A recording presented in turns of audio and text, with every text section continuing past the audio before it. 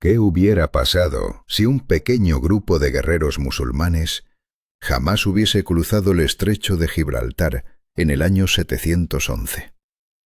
¿Cómo una tierra dividida por 3 religiones pudo convertirse en la cuna de un imperio cuya sombra nunca se desvaneció?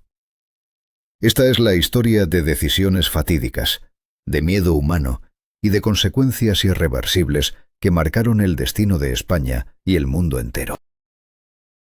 Amigos, no olvidéis suscribiros a mi canal Pasado Profundo, darle a me gusta y dejar un comentario de 7 palabras. Es necesario para que el canal funcione. Compartid este vídeo con otros si lo consideráis importante. Gracias.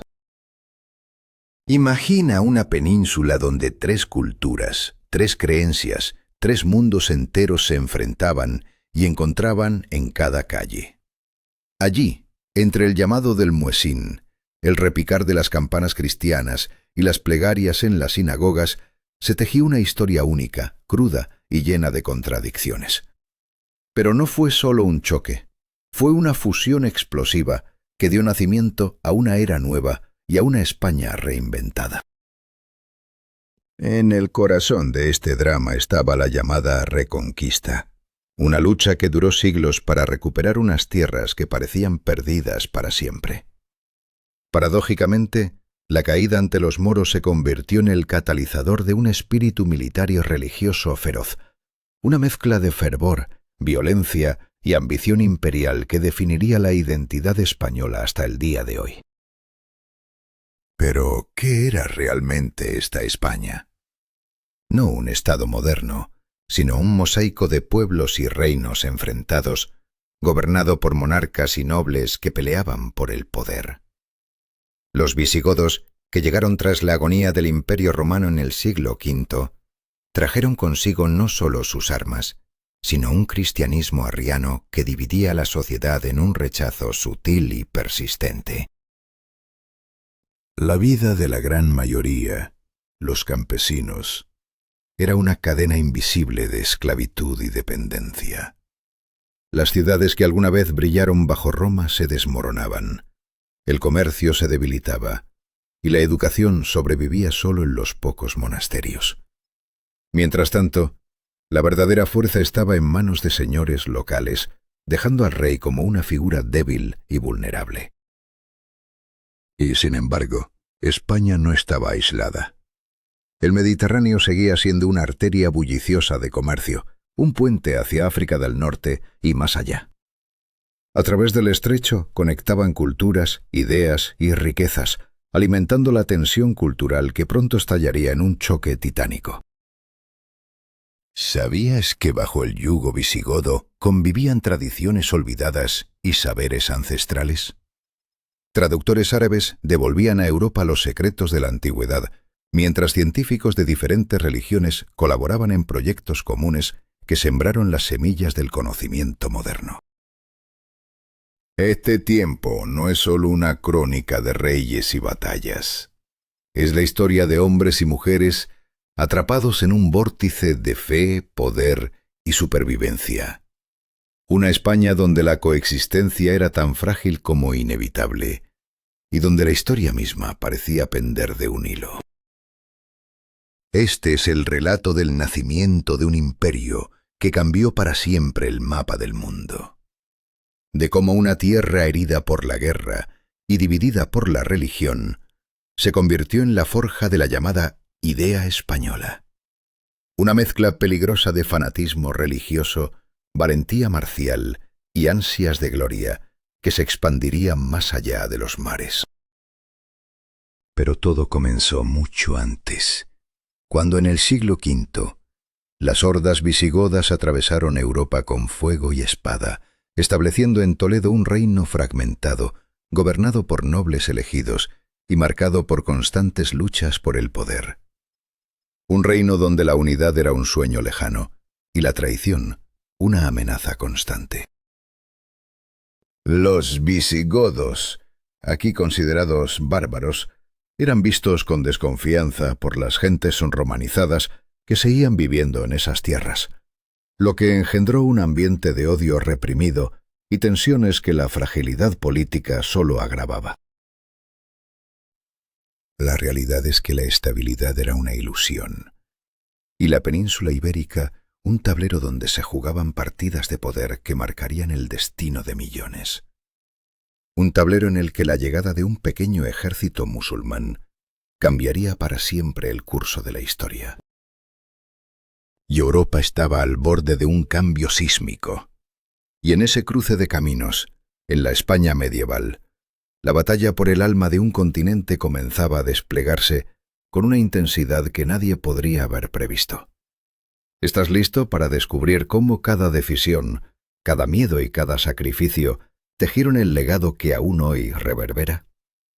¿Cuáles son los límites de la lealtad cuando el poder está en juego? ¿Quién decide el destino de un reino cuando la sangre del trono se divide? En el año 710, el rey Bitiza murió dejando hijos legítimos, pero la nobleza visigoda ignoró sus derechos y eligió a Rodrigo como monarca.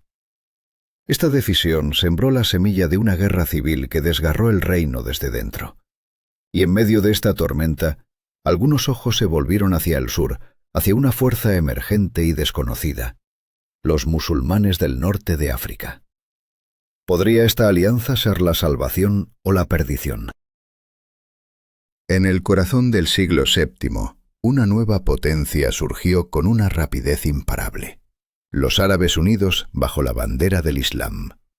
En apenas unas décadas, sus ejércitos conquistaron vastos territorios desde Persia hasta Egipto y cruzaron hasta el Magreb.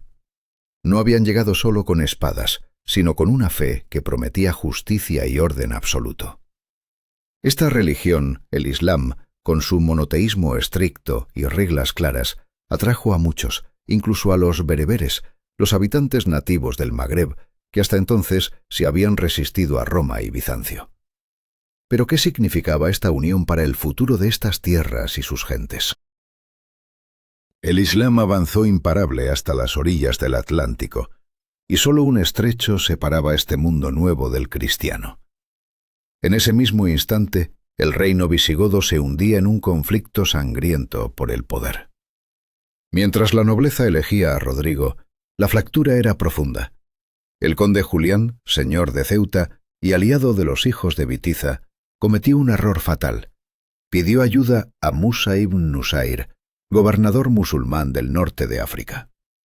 Un acto desesperado que desencadenaría una cadena de eventos irreversibles. ¿Era posible prever el desastre que estaba a punto de desatarse? En la primavera del año 711, Musa envió un escuadrón exploratorio liderado por Tariq ibn Malik, un jefe bereber. Su llegada a las costas del sur de la península fue un asalto rápido, con botín y prisioneros que superaron cualquier expectativa. Apenas encontraron resistencia. Esto fue solo el preludio. Impulsado por este éxito, Musa ordenó enviar una fuerza mayor bajo el mando de Tariq ibn Ziyad, otro bereber convertido al Islam. Su desembarco en abril del año 712 fue marcado por una decisión brutal: quemar sus barcos. El mar queda atrás, el enemigo adelante. Solo queda luchar y vencer, proclamó. ¿Qué poder enciende este tipo de convicción? Rodrigo reunió a su ejército, pero la batalla decisiva en el río Guadalete fue una derrota aplastante y sangrienta. El propio rey murió en combate o huyendo entre la confusión. Algunos de sus soldados, traicionando su juramento, se pasaron al enemigo en plena batalla. La victoria musulmana abrió las puertas para avanzar hacia el corazón de la península. Sin rey, sin esperanza, el reino visigodo se desplomaba. ¿Podía alguien detener esta marea imparable? El avance fue implacable. La capital visigoda, Toledo, cayó sin batalla significativa. Las ciudades y pueblos abandonaron toda resistencia, mientras la incertidumbre llenaba el aire. La población local, desorientada, enfrentaba un futuro incierto bajo un nuevo poder, cuya justicia y religión eran desconocidas para muchos. Pero no todos los conquistadores recibieron igual recompensa. Los bereberes, esenciales en la conquista, quedaron relegados a tierras menos fértiles, sembrando semillas de resentimiento que estallarían en rebelión. ¿Sería este el precio de la conquista? Así, en esta época de decisiones irrevocables, la historia de España cambió para siempre. Un rey impugnado, una alianza desesperada y una fe que cruzó mares y llevó consigo fuego y cambio. Los ecos de esta derrota no solo sellaron el destino de un reino, sino que marcaron el rumbo de toda Europa. ¿Qué hubiera sido diferente si la nobleza hubiera elegido otro camino? Las respuestas quizás nunca las conoceremos, pero el peso de estas elecciones resuena aún en nuestro presente. ¿Cómo se forjan los destinos de imperios enteros? ¿Qué precio pagaron aquellos que eligieron entre la fe y la supervivencia? En el corazón de Al-Ándalus, cristianos y judíos recibieron un estatus singular, los dhimis, protegidos bajo la ley islámica, capaces de conservar sus creencias a cambio de un impuesto especial, la jizya. Pero, ¿qué significaba realmente esta protección? Los cristianos que permanecieron bajo dominio musulmán fueron conocidos como mustaribún, arabizados por necesidad y destino. Muchos, llamados muladíes, abrazaron el Islam, no solo por convicción, sino para escapar de impuestos más altos y alcanzar un ascenso social prohibido para otros. Esta transformación no fue solo espiritual, sino una decisión cargada de consecuencias irreversibles. Para mediados del siglo VIII, la población musulmana en Al-Ándalus creció significativamente, impulsada por migrantes del norte de África y conversiones locales. Sin embargo, seguían siendo minoría, apenas un 20% del total. ¿Cómo se mantendría el equilibrio en una tierra dividida? El año 750 marcó un giro dramático. La dinastía omeya fue derrocada en Damasco por los abasíes, quienes exterminaron casi a toda la familia gobernante. Solo un joven príncipe, Abd al-Rahman, logró escapar, iniciando un exilio lleno de peligros y decisiones fatales. Tras largos años de huida, Abd al-Rahman alcanzó Al-Ándalus, donde con el apoyo de árabes leales a los omeyas, tomó el poder y se proclamó emir. Con esta proclamación, en 756, Al-Ándalus se convirtió en un estado prácticamente independiente, aunque mantuvo un reconocimiento formal del califato. Pero, ¿podría sostenerse esta independencia sin romper definitivamente con Bagdad? Abd al-Rahman Perversi y sus sucesores construyeron un sistema estatal sólido, fusionando tradiciones árabes, bereberes y locales. Bajo su mandato, Córdoba emergió como una de las ciudades más grandes y espléndidas de Europa, con una población que alcanzó los 400.000 habitantes en el siglo X. Más de 700 mezquitas, palacios, baños públicos y bibliotecas adornaban sus calles pavimentadas y alumbradas, un contraste brutal con la oscuridad y suciedad de las ciudades cristianas. El apogeo de los omeyas en Al-Ándalus llegó con Abd ar-Rahman III, quien reinó entre 912 y 961. En 929 se proclamó califa, rompiendo definitivamente los lazos con los abasíes. Córdoba se convirtió en una potencia cultural y política sin igual, un faro de poder y conocimiento. Bajo Abd al-Rahman III y su hijo Al-Hakam II, Córdoba se transformó en el centro intelectual del mundo occidental. La biblioteca califal albergaba más de 400.000 volúmenes, superando con creces las escasas colecciones de los monasterios cristianos. La universidad atraía estudiantes de todo el mundo islámico y de Europa cristiana, donde florecían las ciencias, la filosofía, la poesía y la música. Pero esta civilización urbana, avanzada y cosmopolita, no era solo un oasis de conocimiento. Los ingenieros musulmanes diseñaron sistemas de irrigación complejos, que convirtieron tierras áridas en fértiles campos de arroz, caña de azúcar, berenjenas, azafrán y frutas exóticas. ¿Podría esta prosperidad resistir las tensiones internas y externas que se avecinaban? La relativa tolerancia religiosa de Al-Ándalus fue una rareza en su tiempo. Cristianos y judíos, aunque con derechos limitados, practicaban libremente su fe y ocupaban altos cargos administrativos. Los judíos, en particular, jugaron un papel crucial como intermediarios culturales, políglotas y eruditos, tejieron puentes entre mundos enfrentados. Pero, ¿cuánto duraría esta frágil armonía antes de que las decisiones fatales la desmoronaran? ¿Qué decisiones forjaron una era de esplendor sin precedentes en Al-Ándalus? ¿Cómo pudo un territorio tan vibrante caer en la devastación de la guerra civil? ¿Qué precio pagaron sus habitantes por las elecciones de sus líderes? La historia aquí no es solo un relato, sino la crónica de ecos que aún retumban en nuestro presente. En el corazón de Al-Ándalus floreció un verdadero renacimiento cultural, un mágico crisol donde la filosofía, la poesía y la ciencia alcanzaron cumbres insospechadas. Figuras como Maimónides y Yehuda Alevi no solo crearon arte y conocimiento, sino que desafiaron los límites de la época. Sin embargo, ese brillo era también la antesala de una tormenta que nadie pudo detener.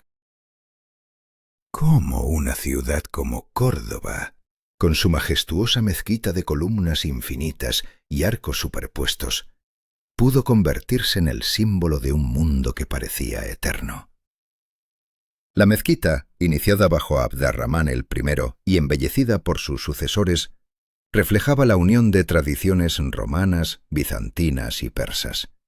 Pero, ¿qué fuerza invisible se gestaba más allá de sus muros? No lejos de allí, el palacio de Medina Azahara se alzaba como un paraíso terrenal, un homenaje a un amor y a un poder que parecían indestructibles. Abd-ar-Rahmán III lo construyó para su favorita, Azahara, rodeado de jardines y fuentes que desafiaban la ingeniería y la estética de su tiempo. Sin embargo, ese esplendor fue efímero, pues las llamas de la guerra civil lo reducirían a ruinas olvidadas. La poesía en Al-Ándalus no solo cantaba la belleza y la vida, hizo vibrar el alma de una sociedad que usaba el lenguaje popular para derribar barreras, mezclando árabe con romance en formas como el muwassá y el fajal. Estas innovaciones literarias influirían profundamente en la poesía europea, pero también reflejaban una tensión cultural latente que amenazaba con explotar.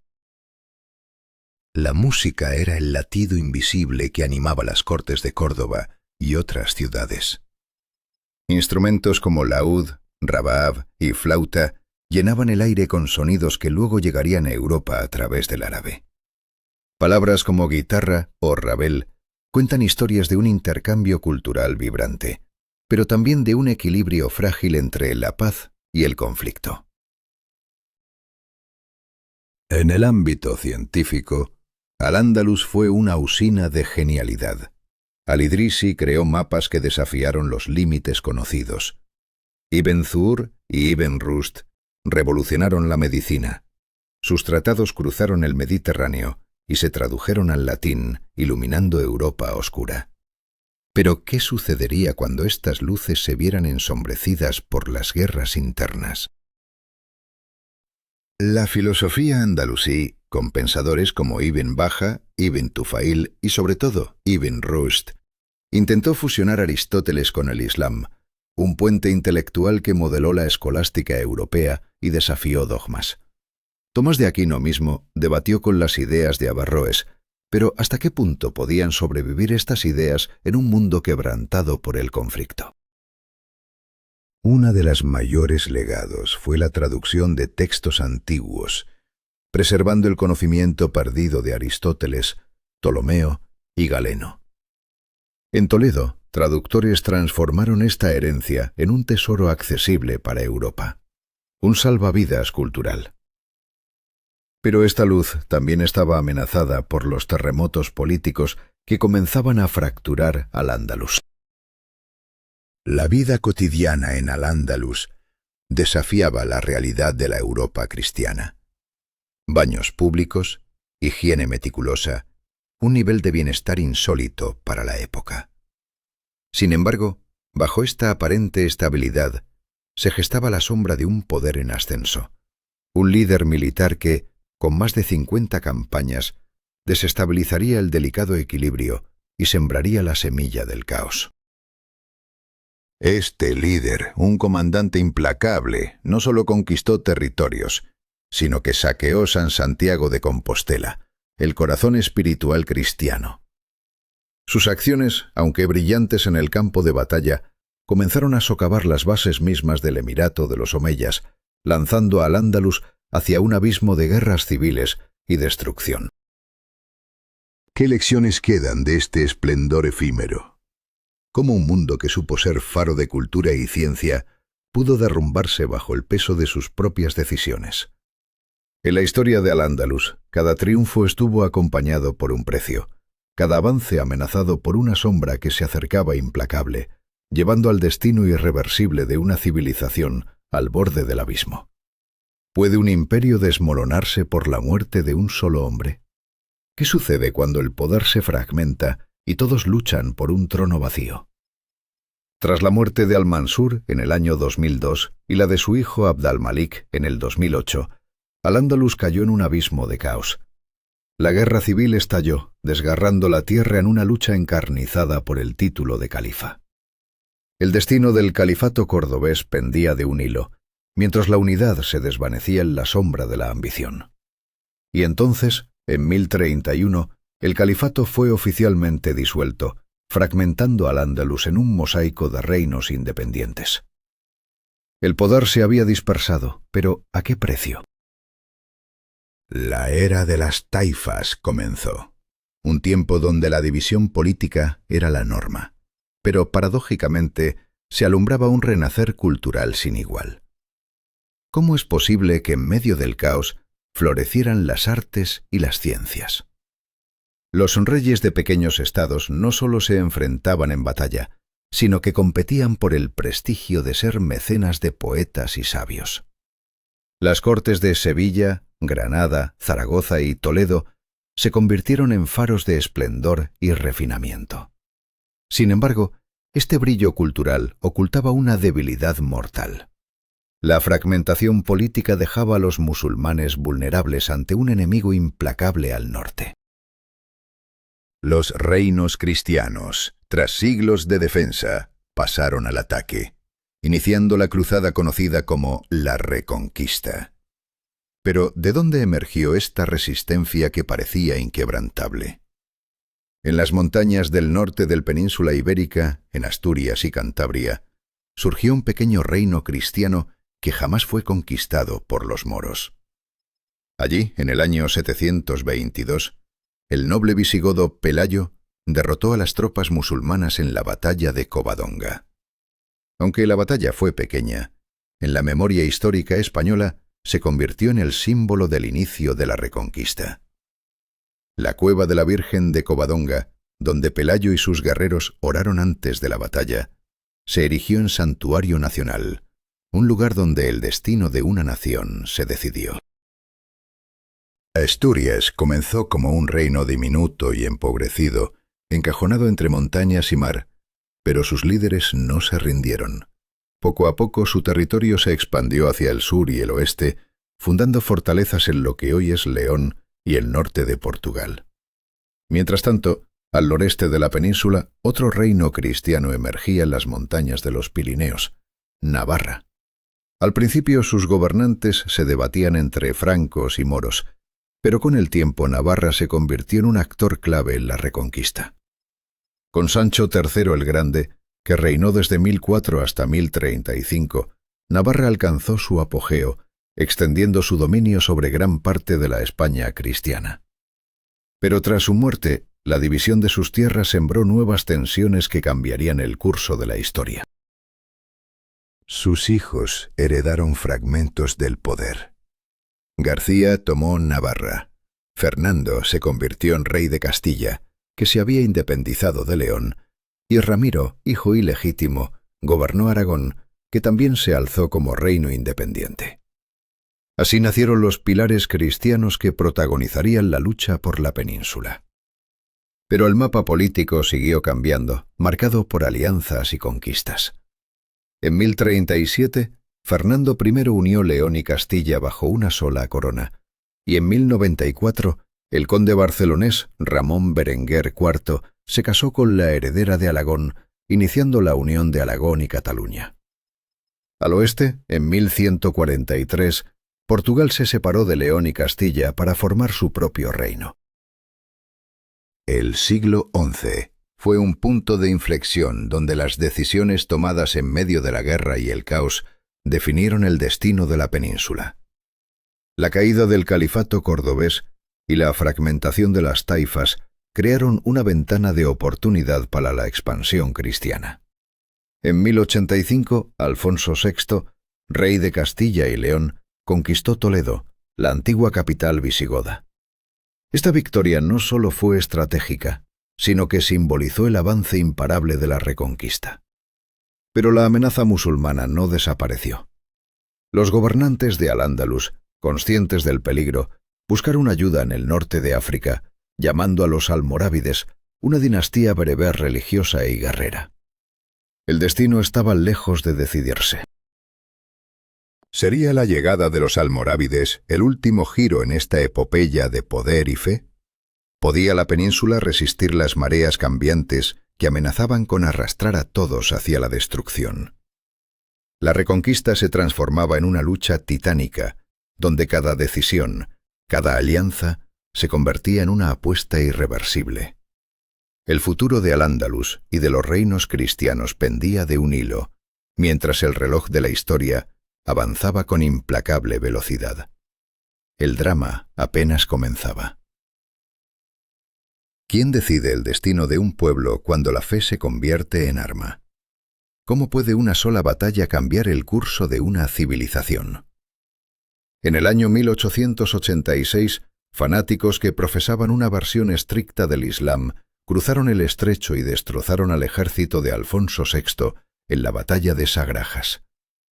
Fue un golpe que no solo cambió fronteras, sino que selló el fin de una era de tolerancia religiosa.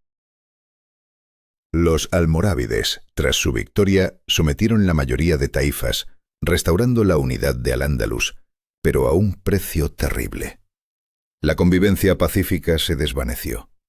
No solo cristianos y judíos fueron perseguidos, sino también musulmanes que no compartían su rigidez doctrinal. Cada decisión de los almorávides sembraba semillas de miedo y división que crecerían en la tormenta que estaba por venir. ¿Quién podría detener el avance de la intolerancia? La dinastía almorávide gobernó hasta mediados del siglo XII, cuando otra fuerza bereber, aún más radical, tomó el relevo: los almohades. Su llegada intensificó la persecución, forzando a muchos cristianos y judíos a abandonar Al-Ándalus.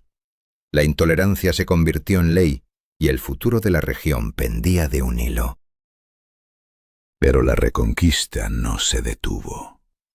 En las sombras surgieron órdenes militares religiosas inspiradas en los templarios y hospitalarios. Los caballeros de Alcántara, Santiago y Calatrava recibieron vastas tierras en la frontera con territorios musulmanes. No solo combatían, sino que construían fortalezas, protegían colonos y peregrinos y reclamaban cada palmo de tierra con sangre y hierro. ¿Cómo se poblaban estas tierras conquistadas? Los reyes ofrecían privilegios a colonos del norte, con cartas de fueros que garantizaban derechos y autonomía. Surgió un campesinado libre, distinto al feudalismo europeo. Pero en esas tierras quedaban los mudéjares, musulmanes que vivían bajo nuevas leyes, con su suerte atada a la voluntad de los vencedores. La elección entre rendición pacífica o resistencia violenta marcaba su destino: libertad o esclavitud. La reconquista no fue solo guerra y política, sino un choque cultural irreversible. Los cristianos absorbieron elementos de la cultura musulmana: arquitectura, música, gastronomía, lengua. Nació el estilo mudéjar, una fusión única que reflejaba la complejidad de una tierra dividida pero entrelazada. En ciudades como Toledo y Sevilla, reyes cristianos emplearon arquitectos y artesanos musulmanes para construir palacios y catedrales, símbolos de un poder que se alimentaba de lo conquistado. En el corazón de Toledo, tras su conquista, se fundó una escuela de traductores, donde cristianos, musulmanes y judíos trabajaban juntos. Traducían textos árabes de ciencia y filosofía al latín y al castellano, abriendo las puertas del conocimiento islámico a Europa. A través de esas traducciones, Europa redescubrió obras perdidas de la antigüedad, un legado que cambiaría para siempre la historia del pensamiento occidental. Pero la reconquista no fue una marcha continua hacia adelante. Hubo pausas, treguas, momentos en que cristianos y musulmanes coexistieron, comerciaron e intercambiaron ideas. Las fronteras no eran muros infranqueables, sino líneas permeables donde diplomáticos, mercaderes, músicos y artesanos cruzaban sin cesar. Algunos caballeros incluso cambiaron de bando, buscando fortuna o perdón en tierras enemigas. Finalmente, los reyes decidieron poner fin a la presencia musulmana en la península. En 1481 comenzó la guerra contra el Emirato de Granada. Ciudad tras ciudad cayó ante el avance cristiano, mientras los musulmanes resistían con desesperación. El último emir, Boabdil, Muhammad XII, comprendió la derrota inevitable, enfrentando la decisión más amarga de su vida. El 2 de enero de 1492, Granada capituló. Las condiciones de rendición fueron relativamente suaves. Se garantizaba la libertad de culto a los musulmanes y la preservación de sus bienes.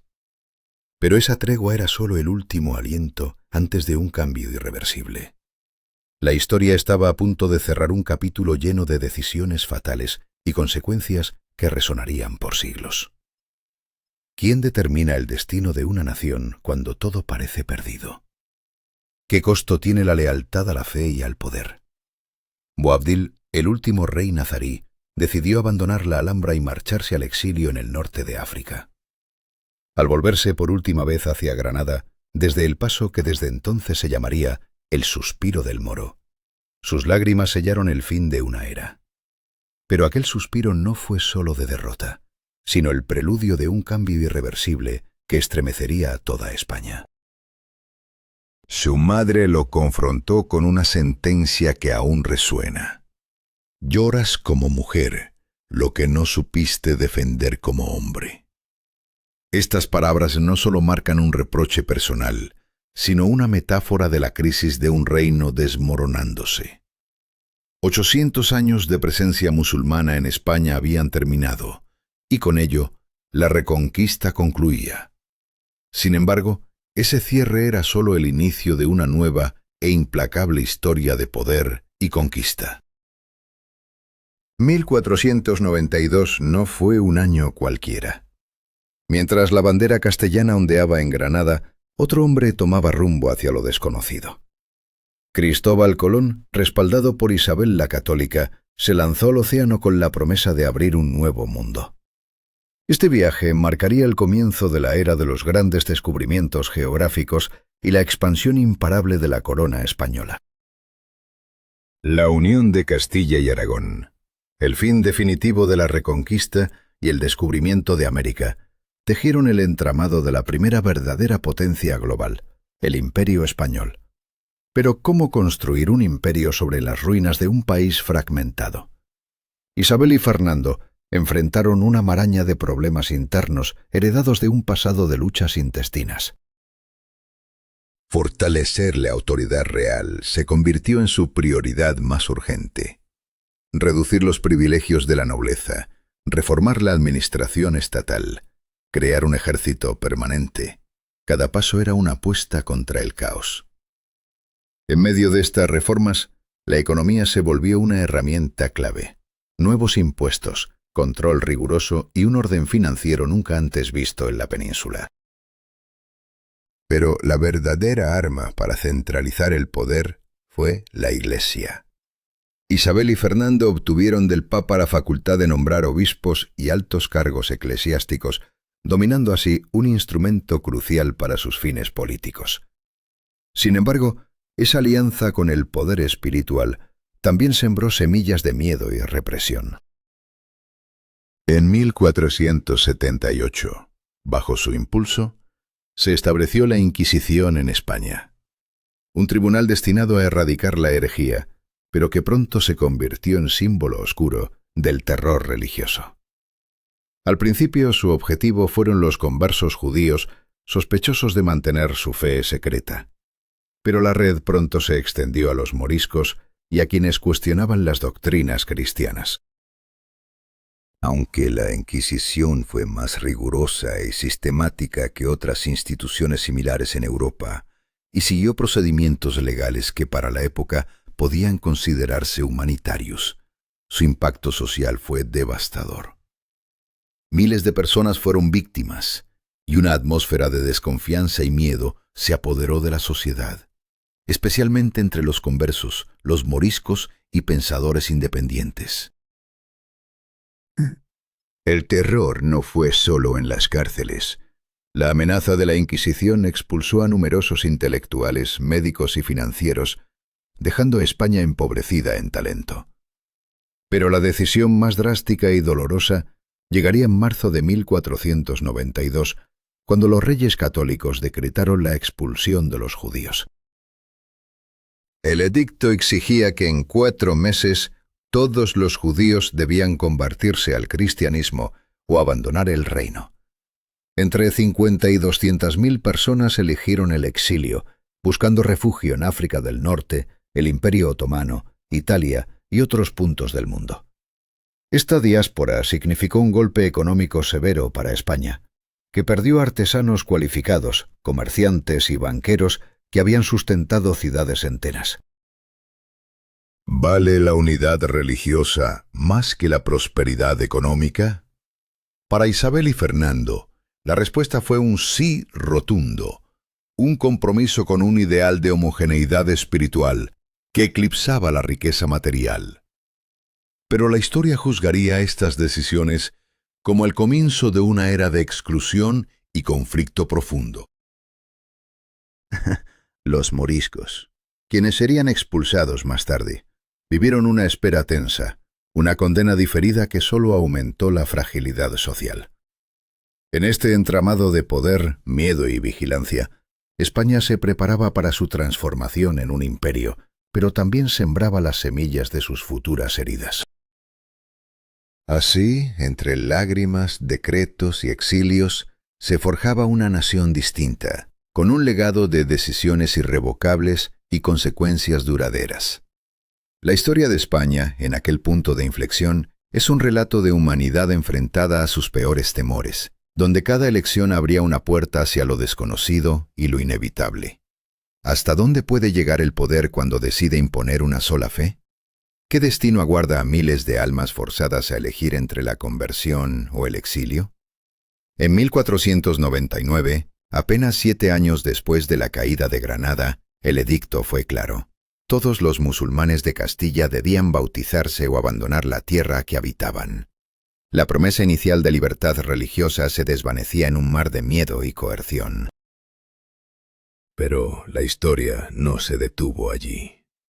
En 1502, esta cruel exigencia se extendió a los musulmanes de Alagón, un reino con tradiciones y leyes propias, donde la diversidad parecía resistir la centralización. La mayoría optó por la conversión formal, convirtiéndose en los llamados moriscos, una identidad atrapada entre dos mundos. Sin embargo, la sombra de la sospecha persistía. Muchos continuaban practicando el Islam en secreto, desafiando el control de un Estado cada vez más vigilante y despiadado. El miedo se convirtió en persecución. Durante los años 1609 y 1610, bajo el reinado de Felipe III, casi 300.000 moriscos fueron expulsados de España. Un éxodo forzado que no solo despojó a miles de su hogar, sino que marcó una herida profunda en el alma de la nación. Esta política de unificación religiosa no fue solo un acto interno de poder, sino una declaración ante Europa. Isabel y Fernando se presentaban como los guardianes del catolicismo, un título que les aseguraba el apoyo del papado y legitimaba sus ambiciones expansionistas en África y el Nuevo Mundo. Pero España no era un reino monolítico. Castilla y Aragón eran mundos distintos, con estructuras políticas y culturales que chocaban y se entrelazaban en un proceso de construcción nacional lleno de tensiones. Castilla, con su poder centralizado y fuerte autoridad real, contrastaba con Aragón, una confederación de territorios, Aragón, Cataluña y Valencia, cada uno con sus propias leyes, instituciones y lenguas. El catalán, con su riqueza y diferencia, resistía la homogeneización, mientras que el castellano comenzaba a imponerse como lengua del poder. Los reyes católicos no intentaron borrar estas diferencias ni uniformar las leyes. Respetaron los privilegios regionales, pero el centro de poder estaba en Castilla.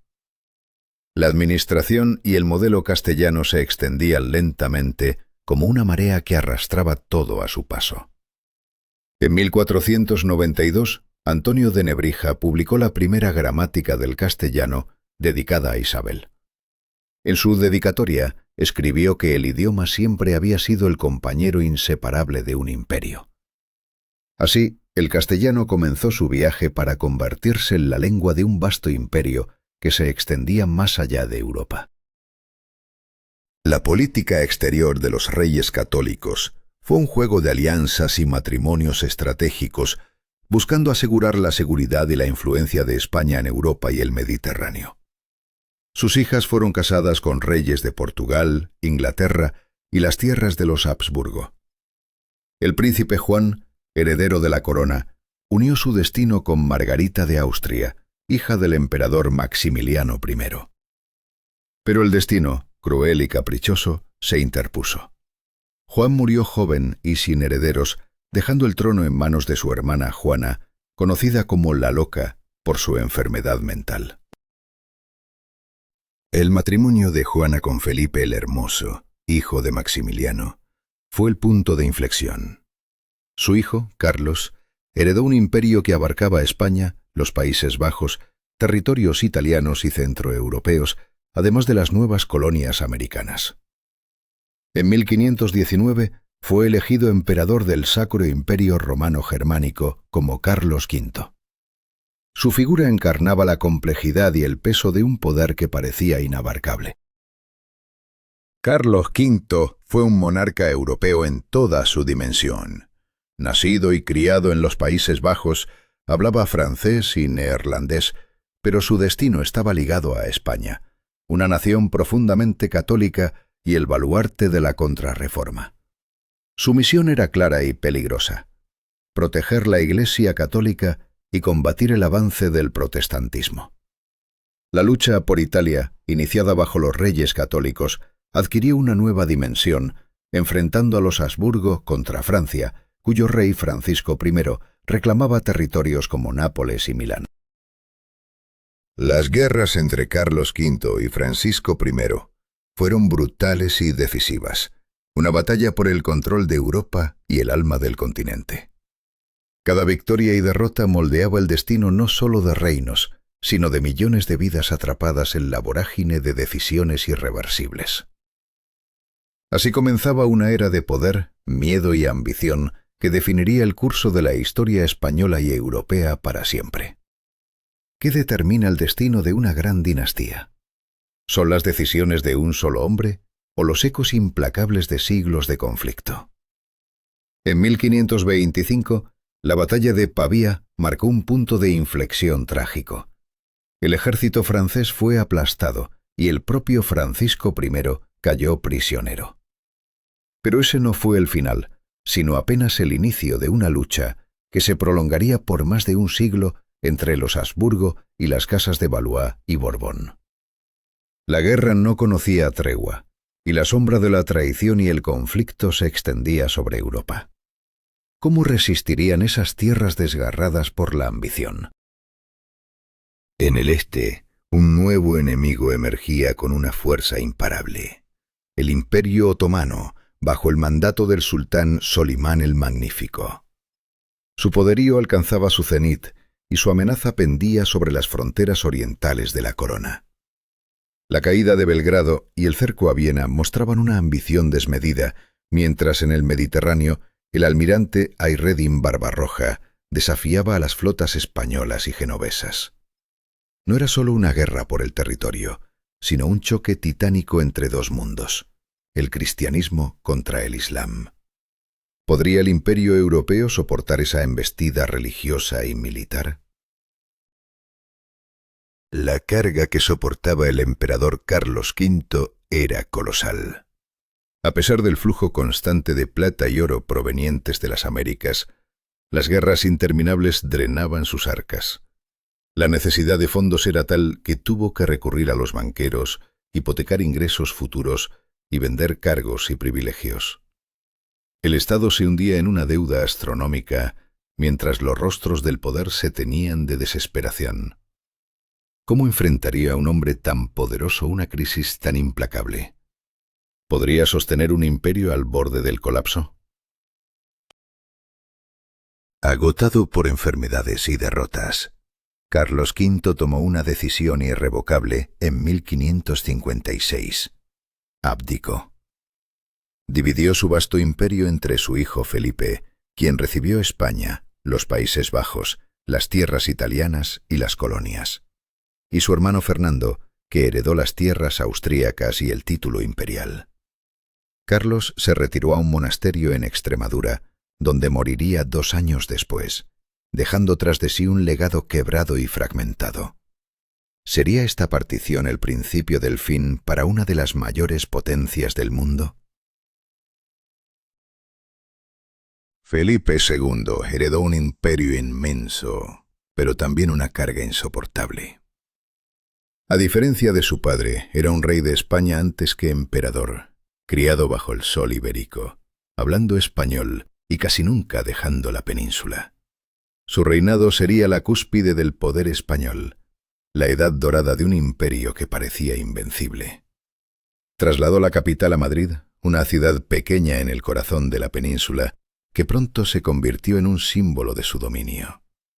Cerca de allí construyó el monasterio Palacio del Escorial, una fortaleza imponente que reflejaba su carácter: severo, metódico y profundamente religioso.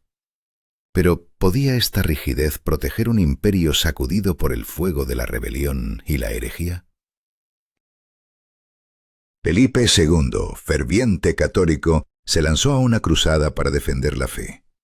La lucha contra el protestantismo ardía en Europa y él no vaciló en apoyar la contrarreforma. En casa, la presión contra los moriscos se intensificó. Muchos de ellos, que se habían levantado en las montañas de las Alpujarras en 1568, fueron brutalmente reprimidos y dispersados para romper sus lazos comunitarios. La España interior se convirtió en un campo de batalla silencioso, donde la tradición y la sospecha luchaban por sobrevivir. Pero la tormenta más feroz se gestaba más allá de las fronteras españolas. Los Países Bajos ardían en rebelión. En 1566 estalló un levantamiento contra el dominio español, impulsado primero por motivos económicos y políticos: impuestos opresivos, desprecio por los privilegios locales y el nombramiento de extranjeros en cargos clave. Pero la llama se avivó con la llegada del calvinismo, que encendió la resistencia religiosa. Felipe envió al duque de Alba con un ejército de hierro, instaurando un régimen de terror que ejecutó a miles, pero solo fortaleció la determinación de los rebeldes. Liderados por Guillermo de Orange, libraron una guerra de guerrillas con apoyo de protestantes y de Inglaterra, que había tomado partido en esta lucha.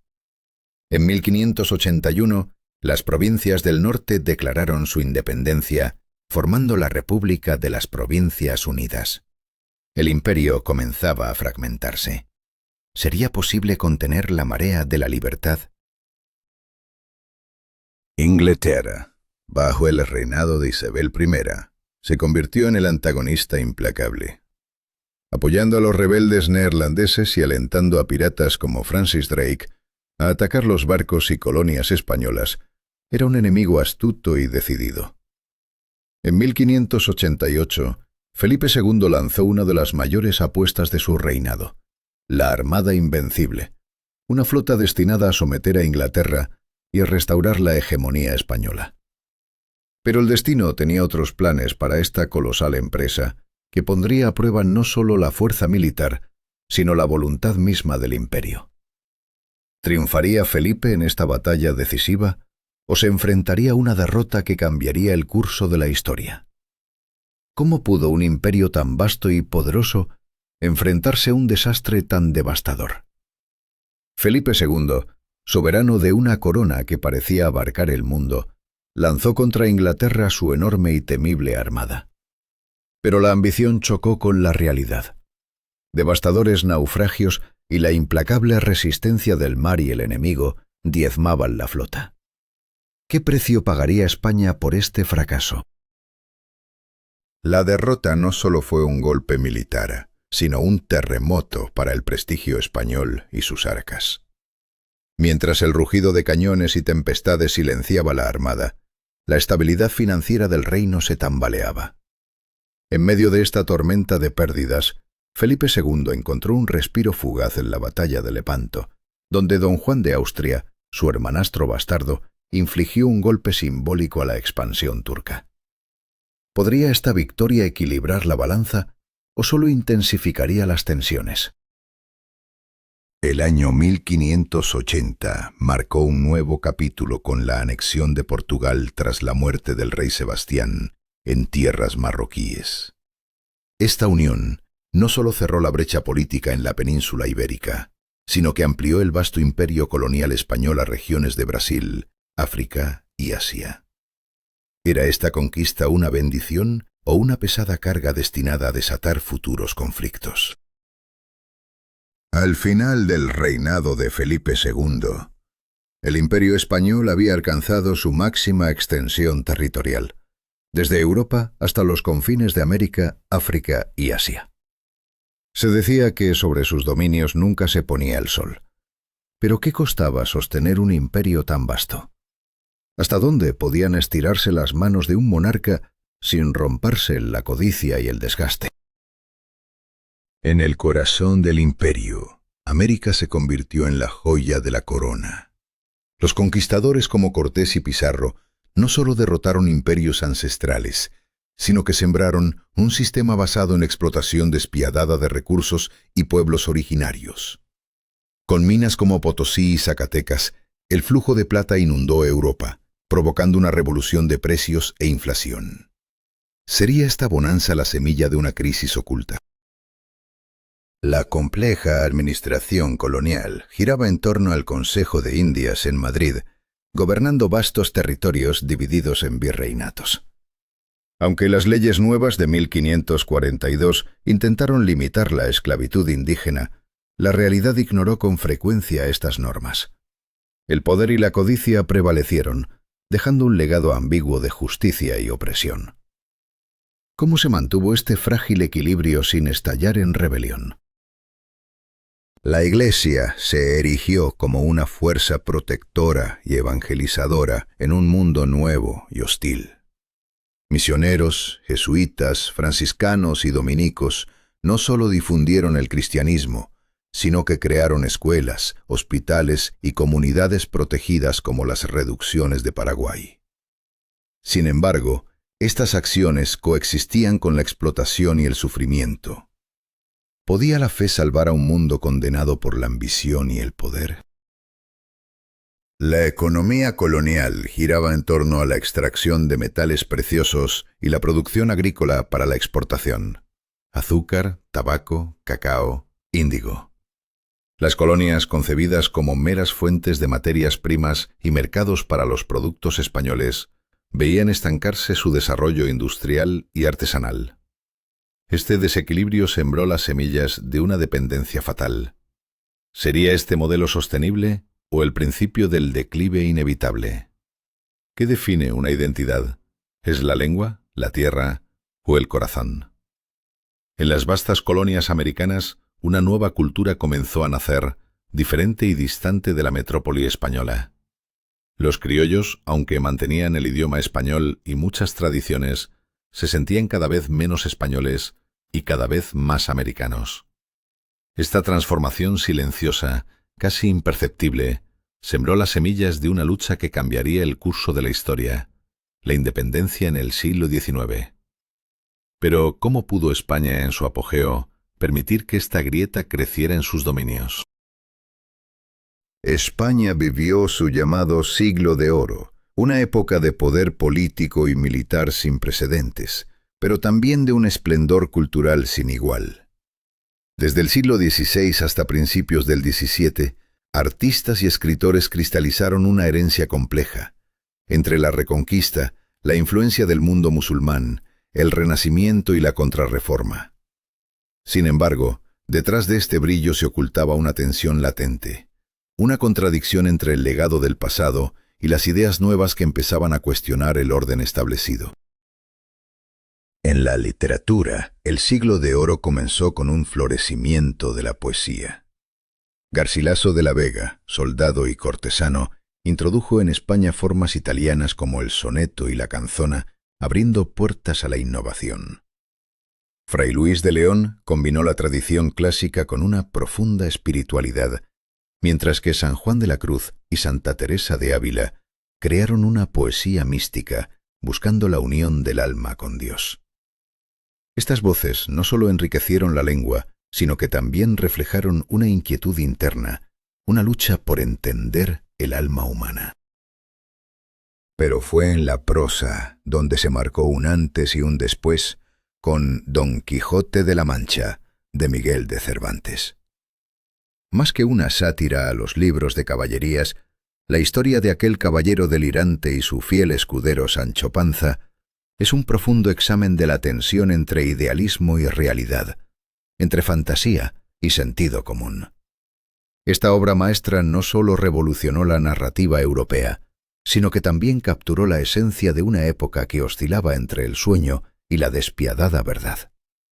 ¿Podría esta dualidad resolverse sin romperse? El teatro, por su parte, alcanzó cotas insospechadas de popularidad y creatividad. Lope de Vega, con más de 1000 obras y 400 conservadas, rompió con las estructuras clásicas y creó dramas llenos de acción, pasión y humor, diseñados para el pueblo. Tras él, Tirso de Molina dio vida a Don Juan, mientras Pedro Calderón de la Barca exploraba en sus dramas filosóficos temas como la libertad, la ilusión y la realidad, en obras como La vida es sueño.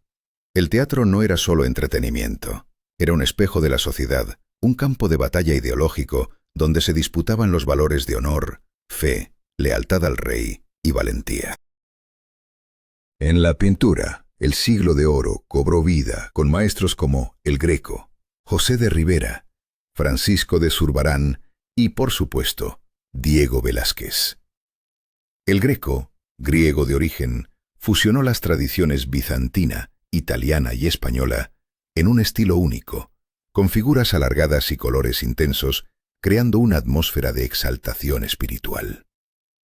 Velázquez, pintor de la corte de Felipe IV, no solo retrató a la realeza, sino a la gente común con una profundidad psicológica inédita. Sus obras tardías como Las Meninas y Las Hilanderas desafiaron las convenciones y dejaron una huella imborrable en la pintura europea. La arquitectura evolucionó desde la gótica y mudéjar hacia el renacentista plateresco, cuyo nombre evoca el trabajo detallado y delicado de los plateros, verdaderos artesanos de la piedra. Posteriormente, el estilo herreriano, nombrado así por Juan de Herrera, autor del monasterio de El Escorial, impuso una severidad y monumentalidad que reflejaban la nueva mentalidad imperial y religiosa. Ya en el siglo XVII, el barroco dominó, especialmente en la arquitectura religiosa, manifestación visible de la Contrarreforma y del poder absoluto. La música también vivió su apogeo con figuras como Tomás Luis de Victoria, uno de los más grandes compositores del Renacimiento, cuyas complejas polifonías elevaron los oficios religiosos a experiencias casi místicas. Cristóbal de Morales y Francisco Guerrero continuaron esta tradición, llenando los templos con sonidos que buscaban tocar el alma y afirmar la fe en tiempos turbulentos. Pero detrás de este esplendor cultural, la España imperial enfrentaba desafíos que pondrían en jaque su hegemonía. ¿Sería posible mantener el equilibrio entre la grandeza cultural y la fragilidad política?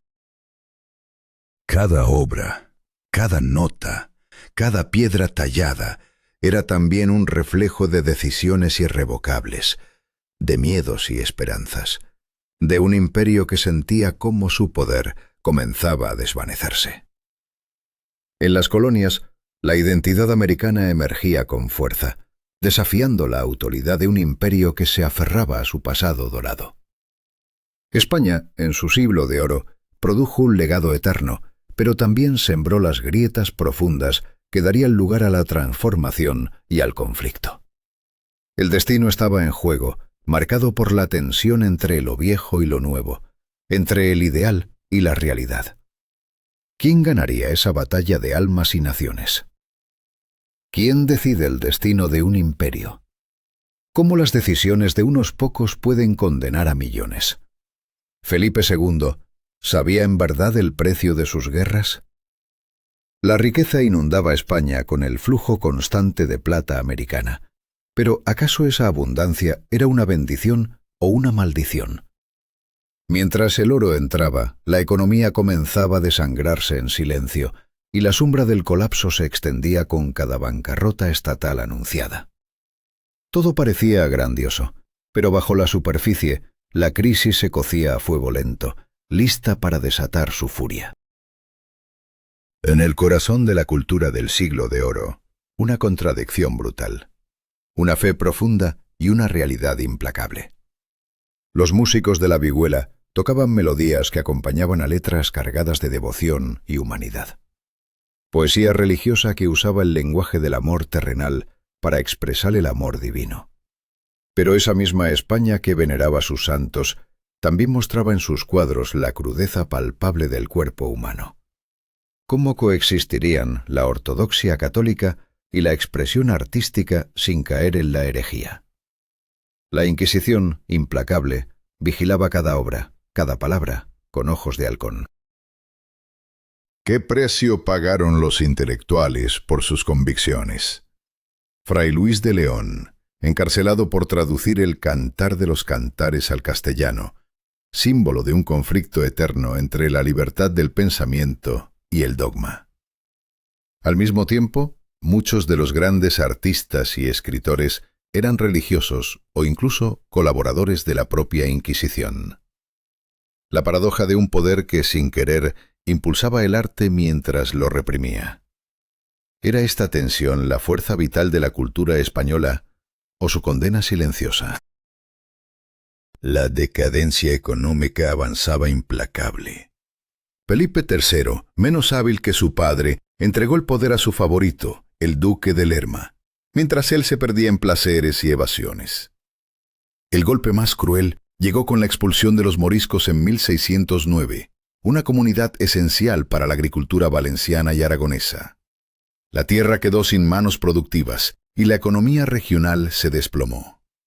Una decisión que parecía firme y justa, pero que selló el destino de amplias regiones y aumentó el sufrimiento de miles. Felipe IV intentó revertir la caída, apoyándose en ministros ambiciosos y planes grandiosos. Sin embargo, el peso de las guerras contra los Países Bajos, Inglaterra y Francia, y la amenaza constante de bancarrota, desgastó la estructura del imperio. Mientras los aristócratas se alejaban del trabajo productivo, la nobleza se encerraba en su orgullo de hidalgos, negándose a comerciar o cultivar.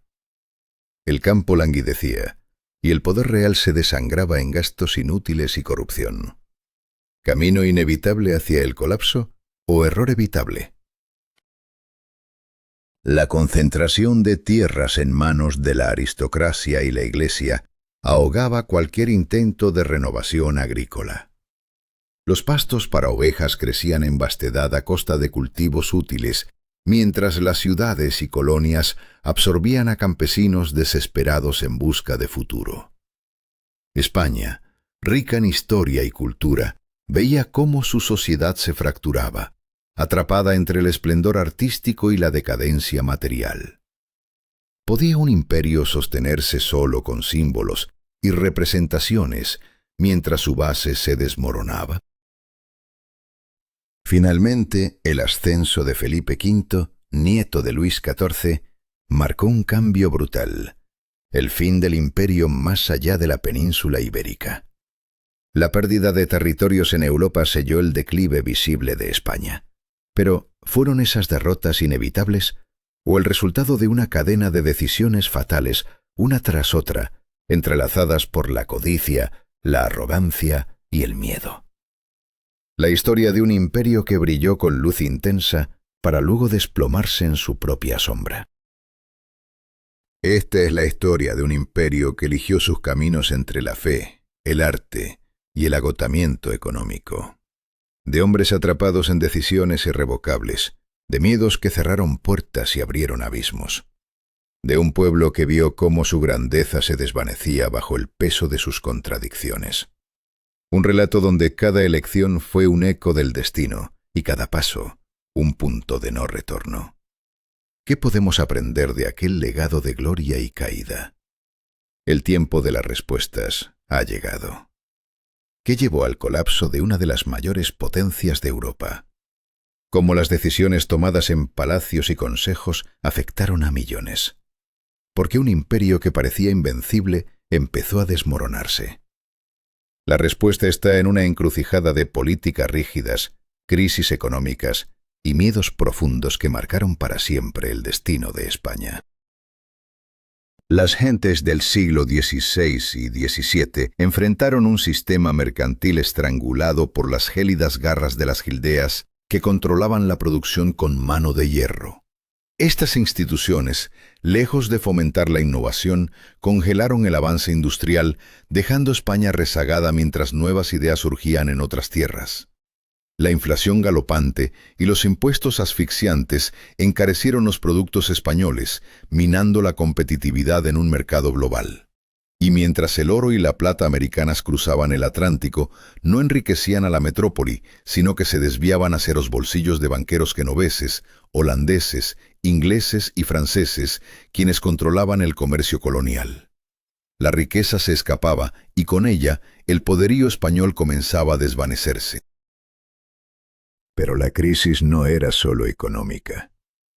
La sombra invisible de la peste negra asolaba regiones enteras, reduciendo sus poblaciones hasta en 1/3 en momentos cruciales. La expulsión de los moriscos, una medida que buscaba purificar la identidad cristiana, dejó desiertos vastos territorios, vacíos de manos laboriosas. Y aunque la emigración hacia las colonias no fue tan masiva como se cree, robó a la península parte de su fuerza vital, la gente capaz de trabajar y sostener la economía. La España del siglo de oro estaba perdiendo más que riquezas. Estaba perdiendo su alma y su futuro. En el laberinto político español, la fragmentación era su condena. Nunca hubo un Estado verdaderamente unificado. La corona era un mosaico de reinos con leyes, instituciones y hasta aduanas propias. Esta falta de cohesión hizo imposible una política económica uniforme y sembró la confusión administrativa. La burocracia, monstruosa y lenta, estaba plagada de duplicidades, donde consejos y comités se pisaban unos a otros, frenando decisiones vitales. Los cargos se vendían o regalaban como favores, ignorando la competencia. La corrupción corría como una corriente subterránea que minaba la fortaleza del imperio desde dentro. En el campo de batalla, el mito de la invencibilidad española empezó a desmoronarse. Las temidas tercios, que dominaban el siglo XVI, fueron superadas a mitad del XVII por las disciplinadas tropas suecas y francesas. El poder naval, que había sido absoluto en el Mediterráneo y el Atlántico, se debilitó tras repetidas derrotas frente a ingleses y holandeses. La falta de fondos significaba que los soldados no cobraban a tiempo, lo que provocaba motines y desarciones. Cada pérdida en la guerra era un golpe directo a la economía y la influencia global de España, un círculo vicioso de decadencia militar y financiera. Pero no solo la espada se oxidaba. El alma cultural también se cerraba. La Contrarreforma impuso un estricto control ideológico, desconfiando de cualquier idea nueva y glorificando la tradición y la ortodoxia religiosa. Mientras en Inglaterra, Francia y los Países Bajos florecían las ciencias y los descubrimientos, España permanecía atrapada en sus universidades, refugio de la escolástica anticuada. El rechazo a la revolución científica frenó la adopción de innovaciones técnicas y nuevas formas de pensar que podrían haber salvado al imperio de su estancamiento. Imagina un país que se cierra a sí mismo mientras el mundo gira a su alrededor. La combinación de crisis económicas, políticas y culturales creó un círculo vicioso imposible de romper. Las decisiones tomadas, desde la rigidez de las gildeas hasta la expulsión de grupos enteros de población, sellaron un destino que parecía irreversible. Cada error alimentaba el siguiente. Cada pérdida abría la puerta a una nueva tragedia. Y sin embargo, en medio de esta tormenta, el siglo de oro español dejó un legado imborrable. El idioma español se extendió por casi todo el hemisferio occidental, convirtiéndose en uno de los grandes idiomas del mundo. La literatura, con joyas como Don Quijote, entró en el panteón universal de las letras. La pintura, desde el Greco hasta Velázquez, transformó el arte europeo con su profundidad y maestría. La arquitectura monumental del Escorial y las iglesias barrocas aún embellecen ciudades enteras, mientras la música y la danza, como el flamenco, llevan consigo la complejidad de influencias árabes y bereberes, un testimonio vivo de la historia turbulenta y rica de España. Así, el imperio que parecía condenarse a la decadencia por sus propias decisiones, dejó una impronta que trasciende el tiempo. Un pueblo que supo combinar tradición y mestizaje, que pagó un precio terrible por sus miedos y errores, pero que también legó al mundo una cultura que sigue vibrando con fuerza. En la historia de España, cada elección fue una bifurcación en el camino, cada consecuencia un eco que resuena hasta hoy. ¿Fue inevitable su caída? ¿O simplemente la suma de decisiones humanas marcadas por el temor y la rigidez? El tiempo aún guarda esas respuestas, pero la huella de ese siglo de oro nunca se borrará. ¿Puede una nación definirse solo por sus conquistas? ¿Y qué ocurre cuando los vencedores y vencidos moldean juntos una identidad? España, tierra de encuentros y choques, nos confronta con estas preguntas desde su alma misma. Desde la llegada de los visigodos hasta la unificación de Castilla y Aragón, España ya era un mosaico de fuerzas enfrentadas. Pero nada cambiaría tanto su destino como la influencia de Al-Ándalus y la presencia musulmana durante siglos, una huella indeleble pese a la posterior expulsión. En la cocina, en la música, en la lengua y en la arquitectura, el legado morisco persiste. La paella, el turrón, no son meros platos. Son símbolos de una herencia compartida y a la vez renegada, un reflejo de esa España fracturada y plural que aún lucha por reconocerse a sí misma. ¿Cómo fue que, tras siglos de convivencia y conflicto, el reino cristiano de la Reconquista logró borrar oficialmente ese pasado? ¿Qué precio tuvo para los pueblos que fueron excluidos, perseguidos y demonizados? Las decisiones tomadas entonces fueron irreversibles y marcaron para siempre la identidad española. Pero la historia no es solo una sucesión de victorias gloriosas. Está plagada de derrotas oscuras, de silencios impuestos y de borraduras culturales forzadas. La España moderna, con su brillo y grandeza, lleva consigo esas sombras profundas que pocos se atreven a mirar. ¿Podemos hablar de una España pura, sin manchas ni hibridaciones? La La historia nos responde con un rotundo no. La identidad de esta nación es un tejido complejo, donde lo cristiano y lo musulmán, lo judío y lo pagano, se entrelazan en una tensión constante. Las grandes decisiones políticas y religiosas no solo dividieron, también unieron de formas inesperadas. La cultura española no es hija solo de sus reyes y conquistadores, sino también de aquellos que resistieron, de las mezclas forzadas y de los intercambios inevitables. Hoy, cuando el mundo vuelve a debatir sobre identidad y memoria histórica, la experiencia española emerge como advertencia y enseñanza. Nos recuerda que las culturas no son compartimentos estancos, sino entidades vivas que se transforman al contacto, a veces violentamente, otras con creatividad. Sin embargo, esta interacción no siempre es pacífica. El poder, la dominación y la exclusión marcan cada capítulo de esta historia. La misma batalla entre moros y cristianos es vista desde múltiples ángulos, cada grupo con su propia verdad, su propio dolor y su propia reivindicación. Esta complejidad, esta multiplicidad de voces, dificulta la comprensión, pero también enriquece el relato. No hay héroes absolutos ni villanos eternos, solo decisiones humanas con consecuencias irreversibles, con miedo, con ambición, con desesperación. España es un espejo en el que se reflejan todos los conflictos pasados y presentes de la humanidad.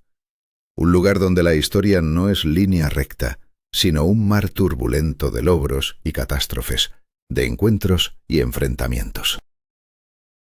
Y mientras avanzamos hacia un futuro incierto, ¿qué lecciones podemos extraer de esta saga de tensiones y síntesis? Que la identidad se construye en la lucha, en la mezcla y en la aceptación de lo diverso. Que intentar aislar o borrar partes de nuestro legado solo conduce a nuevas fracturas. Quizás, solo quizás, el futuro exige un entendimiento más profundo y honesto de nuestro pasado, un reconocimiento de que la historia de España y del mundo está escrita tanto por sus conquistas como por sus caídas, tanto por sus héroes como por sus adversarios. Así, en la complejidad de su historia, España nos invita a mirar sin miedo, a cuestionar sin descanso, a aceptar que nuestras raíces están en la contradicción y en la mezcla, porque solo enfrentando estas verdades podremos prepararnos para los desafíos que aún quedan por venir. ¿Y tú, qué historias crees que aún esperan ser contadas? ¿Qué sombras y luces debemos explorar para entender no solo el pasado, sino también la tormenta que nos acecha en el presente? Comparte tus ideas, porque la historia sigue viva y tú eres parte de ella.